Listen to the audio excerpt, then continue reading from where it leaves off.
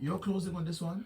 Yo, na potential yakhe yalimala mfethu. Ngicabanga ukuthi yona into ebalekile le. Ama negative voices amplify when ukuthi ugcina usuba ubest you. Yeah. But ayakushirinka, ayakunciphisa.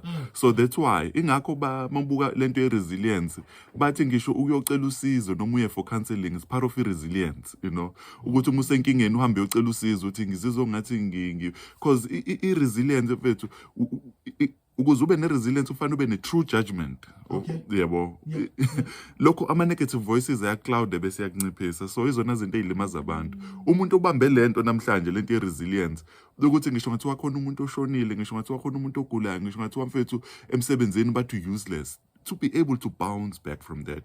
Khona abadlali mfethu uMessi noRonaldo kuthiwa they are great, but these guys bake bashwe bama-penalty kwadliwa ama-team.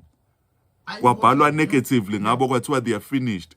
But i-resilience ithi nakuba sekushiwo njalo ama-fans athi mina ngi-worse, I'm gonna go back with training. Mike Tyson sebake banokwa out mfethu bahamba bayo-gym. That is the-resilience mfethu. Ukuthi impilo isingishayile but I'm gonna go back and train and come back stronger. Let's take some voice notes.